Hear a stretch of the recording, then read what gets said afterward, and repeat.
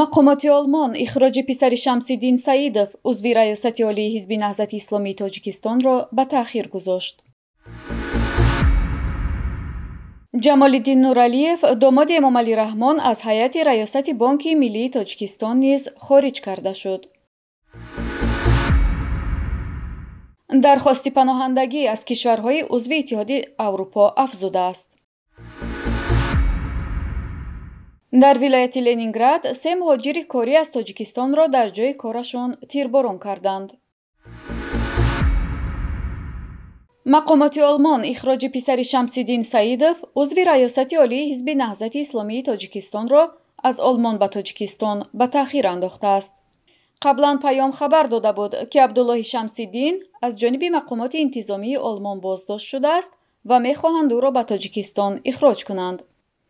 аз пайи расонаӣ шудани хабари боздошт ва эҳтимоли ихроҷи Абдуллоҳи Шамсиддин, чанд созмони байналмилалӣ аз мақомоти Олмон хостанд ӯро ихроҷ накунанд. даҳҳо нафар шаҳрвандони худи Олмон ба ҳам омада тазоҳурот барпо карданд.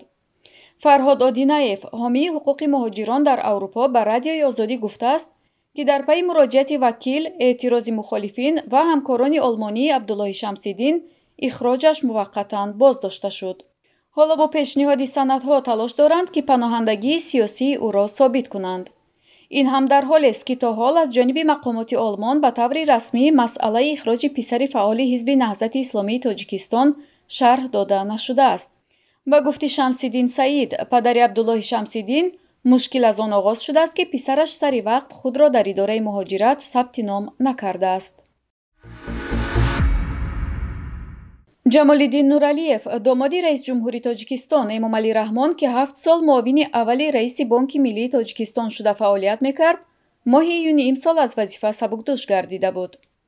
акнун аз ҳайати раёсати Бонки Миллии Тоҷикистон низ хориҷ карда шуд.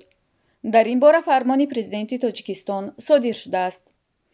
ҷамолиддин Нуралиев, ки 7 соли охир аз моҳи майи соли 2015 то июни 2022 ба ҳайси муовини раиси Бонки Миллии Тоҷикистон фаъолият дошт, моҳи июни соли равон бо имзои раисҷумҳури Тоҷикистон Эмомалӣ Раҳмон ва розигии Маҷлиси намояндагони Маҷлиси Олӣ аз ин мансаб барканор шуд. бояд гуфт, дар фармони ба имзо расонидаи раисҷумҳур сабаби барканории Ҷамолиддин Нуралиев бо сабаби ба кори дигар гузаштан гуфта мешуд. аммо бо гузашти 6 моҳ маълум нест, ки ӯ ба кадом кори дигар таъин шудааст. бархе расонаҳо гуфтанд, ки Ҷамолиддин Нуралиев баъди сабукдӯш шуданаш аз вазифа Тоҷикистонро тарк кардааст. сарусадоҳое ҳам шуд, ки гапи Ҷамолиддин Нуралиев бо падарарусаш Эмомалӣ Раҳмон, раисҷумҳури Тоҷикистон, гурехтааст. ҷамолиддин Нуралиев, домоди раисҷумҳур Эмомалӣ Раҳмон ва шавҳари Озода Раҳмон, роҳбари дастгоҳи иҷроияи президенти Тоҷикистон буда, қаблан дар вазифаҳои муовин ва муовини аввали вазири молияи кишвар низ фаъолият кардааст.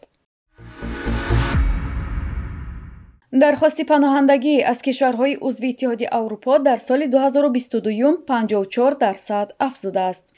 дар 10 моҳи аввали имсол ба кишварҳои Иттиҳоди Аврупо 800 000 дархост пешниҳод шудааст, ки ин теъдод берун аз ҳисоби гурезаҳои украинӣ будааст. ба гурезаҳои украинӣ фақат мақоми ҳимояи муваққатӣ дода мешавад. Радиои Озодӣ бо истинод аз гузориши Нина Григорий, роҳбари оҷонс оид ба паноҳандагӣ дар Аврупо, навиштааст, ки бештар аз ҳама барои гирифтани паноҳандагӣ шаҳрвандони Сурия, Афғонистон ва Туркия дархост доданд. маълум нест чӣ теъдод аз шаҳрвандони Русия имсол хоҳони паноҳандагӣ шуданд. иттиҳоди Аврупо қаблан эълон карда буд, ки имкон дорад ба он шаҳрвандони Русия, ки дар кишварашон таъқибу таҳдид мешаванд, раводиди башардӯстона бидиҳанд.